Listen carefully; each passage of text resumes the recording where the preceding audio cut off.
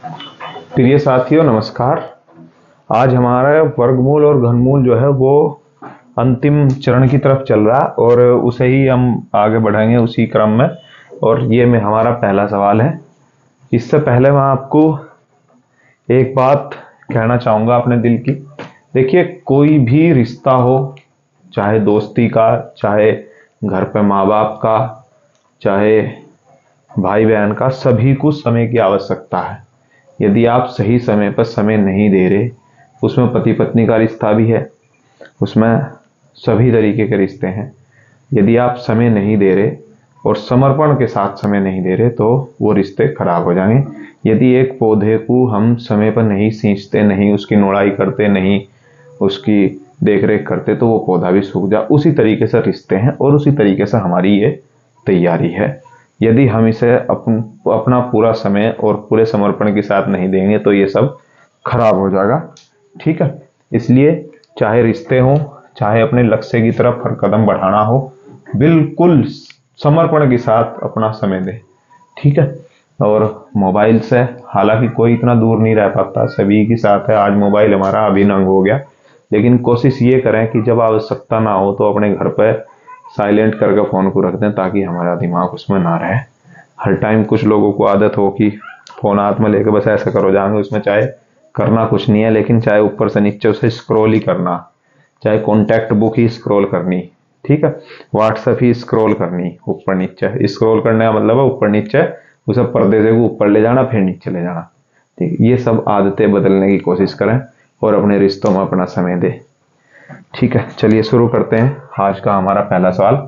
देखिए, मैंने आपको बताया था जितने भी इबारती प्रश्न हैं उनमें हम वाक्य दर वाक्य चलेंगे। इससे पहले वीडियो बनाई थी, उसमें आवाज नहीं आ रही थी, इसलिए इसे यहीं से शुरू करते हैं। एक ही सवाल करा पाया था। पहला प्रश्न क्या है? किसी प्राकृतिक संख्या के वर्ग के 3 गुणे से। अब देखो, प्राकृतिक संख्या क्या है? मान लेंगे, माना संख्या x है, तो पहला वाक्य क्या कह रहा? प्राकृतिक संख्या के वर्ग, वर्ग करा, फिर वर्ग का 3 गुणा, 3 गुणे से उस संख्या के 4 गुणे। संख्या है, संख्या का 4 गुणा करा, 4 गुणे को क्या करा? घटा दिया। घटाने के बाद जो प्राप्त हुआ, प्राप्त हुआ का मतलब है जो भी बराबर में आया वो क्या है? 50 अधिक है भैया। किस चीज से? उस संख्या से। ये हो गया पूरी समीकरण जो इस वाक्य के हिसाब से बनी। अब मुझे संख्या ज्ञात करनी, इसका मतलब x का मान ज्ञात करना शुरू करें। 3x² माइनस 4x, ये x इधर आ गया, 50 भी इधर आ गया, बराबर हो गया 0। ठीक है, तो 3x² माइनस माइनस प्लस हो जाएगा, इसलिए ये हो जाएगा माइनस 5x माइनस 50 बराबर 0। ठीक है, अब देखो 50 और 3 की गुणा हो जाएगी क्योंकि x की गुणा है। द्विघात समीकरण का नियम है, पहले पद और अंतिम पद की गुणा करके इसके गुणनखंड कर देंगे, तो 50 दिया 150। अब इसने कहा 150 के भैया गुणनखंड करो, और गुणनखंड करने के बाद में यहां चिन्ह माइनस का है, घटा का है, तो ऐसी संख्या इसके गुणनखंड को घटा करके बचनी चाहिए दोनों गुणनखंडों को कि जिनका अंतर क्या हो? 5 हो। ठीक है, शुरू करते हैं अपनी कार्रवाई। 50 50 दिया 150, मतलब 5 दिया 15, 0। ठीक है, 30 पंजे 150, फिर 5 5 छंग 30, 3 दूनी 6 और बचा 2। अब देखो पंजे पंजे 25, 3 दूनी 6, 25 में 6 गए 19, ये गुणनखंड हो नहीं सकते। ठीक है, अब देख अगला देखें, 5 दिया 15 और 5 दूनी 10, 15 में से 10 गए, 5 बचे, तो गुणनखंड क्या है? 15 और 10। 3x² minus 15x। अब देखो 15x माइनस का आ गया, घट जाएगा। अब यहां चिन्ह बड़े का है तो हमें 15 को ही माइनस का लेना, हमें पता चल गया, तो प्लस का 10 कर देंगे। 15 में 10 गए, 5 बचेंगे, माइनस 50। ठीक है, तोड़ लो, क्या आएगा? 3x कॉमन लिया, x माइनस 5 बचा, प्लस में यहां से 10 कॉमन लिया तो x माइनस 5 बचा। 2 दिन हो गए समझा रहा। 3x प्लस 10 और x माइनस 5 बराबर 0। ये प्लस का है तो बराबर में जाते ही माइनस का हो जाएगा, इसलिए इसे कर दो खत्म। और x माइनस 5 बराबर x बराबर 5, इसका मतलब उत्तर आ जाएगा 5। एक बार इसे पूरा बता दे रहे, हो सकता है कोई आज ही जुड़ रहा हो, वो पिछली वीडियो जरूर देख ले, कई दिन से क्लास चल रही, लेकिन फिर भी मैं करके बता दे रहा। कैसे होगा?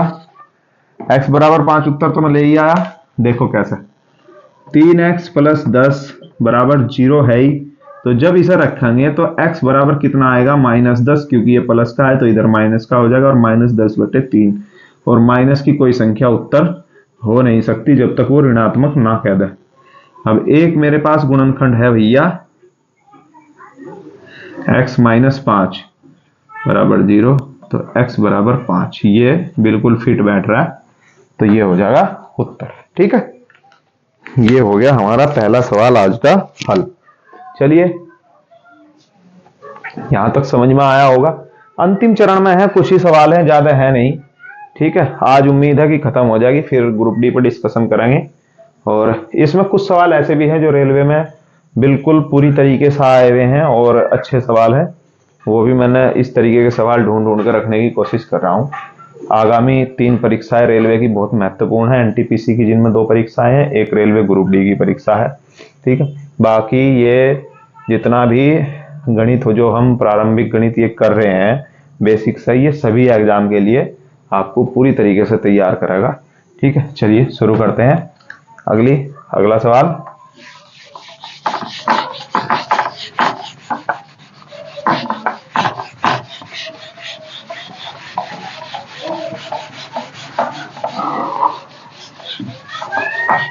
हाँ,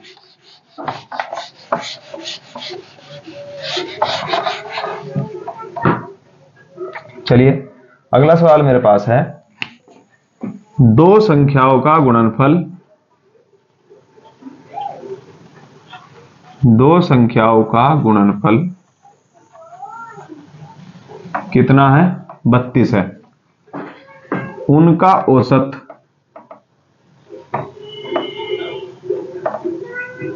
औसत 6 है, तो संख्याओं का योग बताना भैया।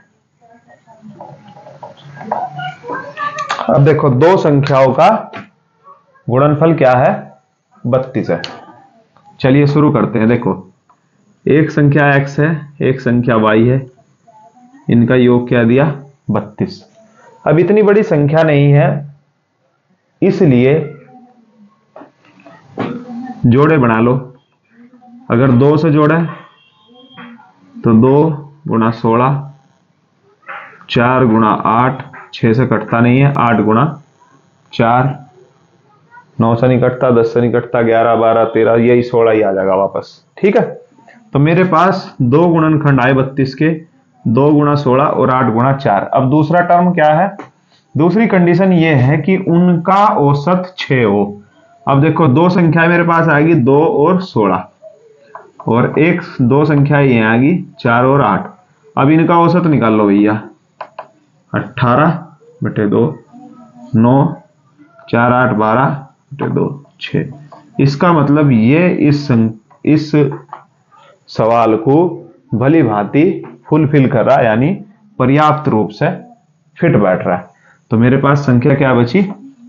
8 + 4 बराबर 12, इनका योग। ठीक है, ये इसका उत्तर है। इसीलिए लिया था, पूर्व में ये आया हुआ सवाल है रेलवे में, और कहीं आप इसमें कंफ्यूज ना हो जाओ, बिड़च ना जाओ, इस चक्कर में ये सवाल रख लिया था। बहुत ही आसान सवाल है। ठीक है, निकालने के लिए तो बहुत लंबा निकाल देंगे, नहीं, हमें वो काम कतई नहीं करना। ठीक है,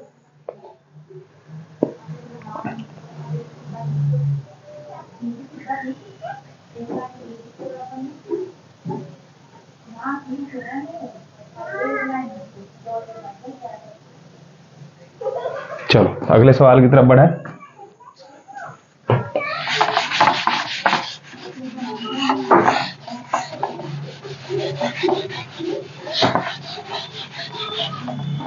अगला सवाल मेरे पास है,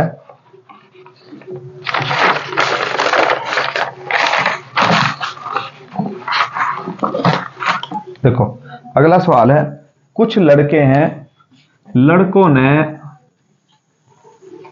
अकाल फंड के लिए 400 रुपए इकट्ठे करें।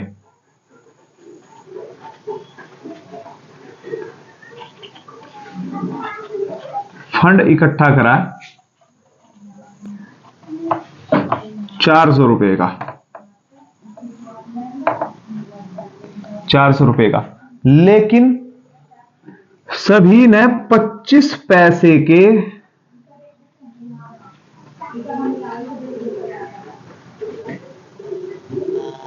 उतने ही सिक्के दिए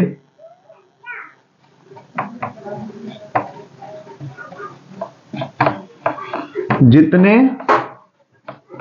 कि लड़के थे।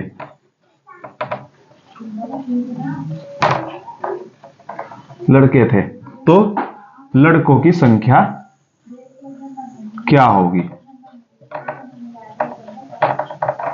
लड़कों की संख्या क्या होगी देखते हैं। देखो 400 रुपए इकट्ठे हुए, सभी ने 25 पैसे के उतने ही सिक्के दिए जितने लड़के थे। अब माना लड़के एक्स हुए तो इसीलिए सिक्के भी एक्स हुए। ठीक है, अब सिक्के कितने के थे? 25 पैसे के थे। अब देखो 25 पैसे के सिक्के थे, एक लड़के ने कितने दिए? एक्स सिक्के। ये तो हो गए एक लड़का, एक लड़के ने दिए 25 पैसे के एक्स सिक्के। ठीक है, अब सभी लड़कों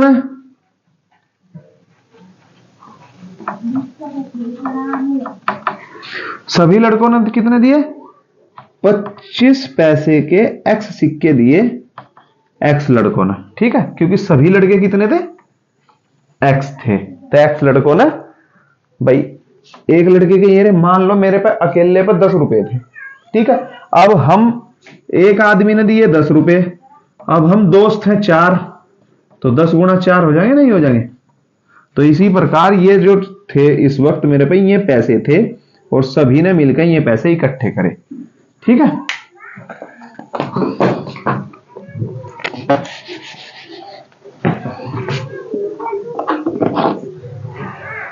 तो ये क्या इकट्ठे हुए? ये हो गए कुल पैसे इकट्ठे हुए हैं।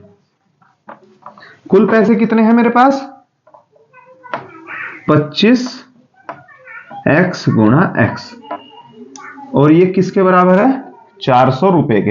अब देखो ये तो है पैसे, लेकिन ये है रुपए, तो इन्हें पैसे बनाने के लिए क्या करूं? 100 से गुणा कर दूं। भाई 1 रुपए में 100 पैसे हो तो गुणा कर दी। चलो क्या बना? 25 चौका 100। ठीक है, 25 चौका 100, तो एक्स स्क्वायर बराबर 4 चौक 16, 1600 हो गया। अब x का इधर हो जाएगा 1600 का वर्गमूल, तो x बराबर कितना आया? 40 आ गया। तो 40 ही लड़के हैं और प्रत्येक ने 40 ही सिक्के दिए, कितने के? 25 पैसे के।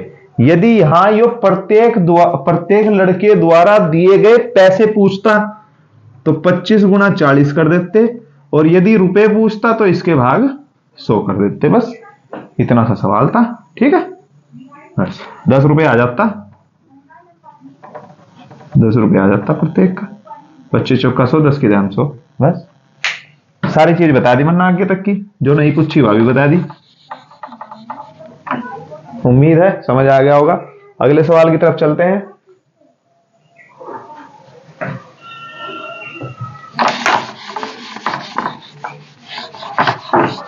अगला सवाल है, देखो एक सवाल है रेलवे स्टेशन मास्टर में ही आया हुआ है, और कई बार ऐसे बहुत हल्के सवाल आ जाए लेकिन हम सवालों में कंफ्यूज हो जा, इस वजह से ये सवाल भी हमने रख लिया। ठीक है, ऐसे सवाल भी जरूरी है करने। सवाल है बड़ा आसान सा। इसने कहा किन्हीं दो क्रमागत, पूरा सवाल लिख दे रहा ताकि आपकी समझ में आवे। किन्हीं दो क्रमागत पूर्णांकों, पूर्णांक मैंने एक दिन पहले भी बताया था, जो पूरी संख्या है, पूर्णांकों के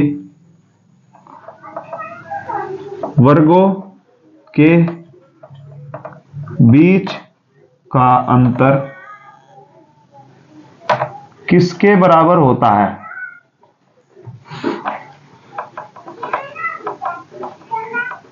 पहला सवाल हल करूंगा फिर विकल्प बताऊंगा, ठीक है। अब देखो, किन्हीं दो क्रमागत पूर्णांकों के वर्गों के बीच का अंतर किसके बराबर होता है? देख, क्रमागत पूर्णांक ले लो। क्रमागत पूर्णांक ये भी है, 2 भी है, 1 2 3 4 5 6 7 8 9 10, ये सब क्रमागत है। सिद्ध करने के लिए लिख दे रहा हूं, ये सब क्रमागत है।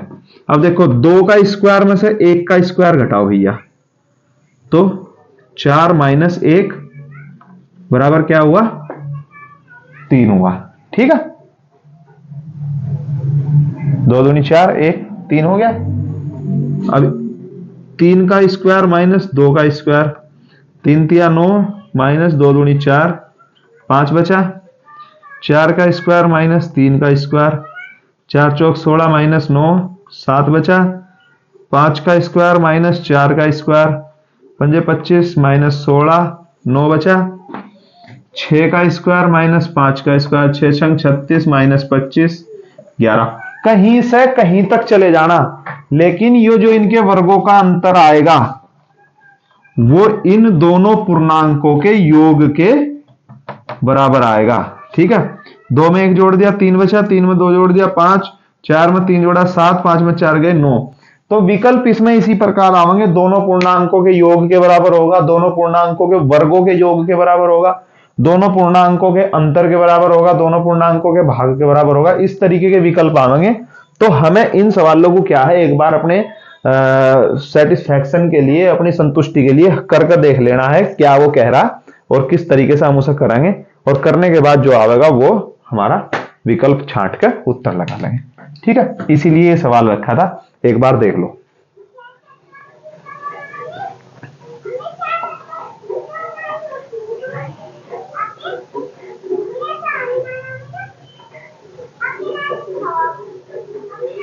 इस वीडियो में यहीं तक, और अभी अगली वीडियो में हम कुछ सवाल देखेंगे जो हमने जो कैटेगरी सबसे पहली बार देखी थी वो वाली सवाल देखेंगे हम।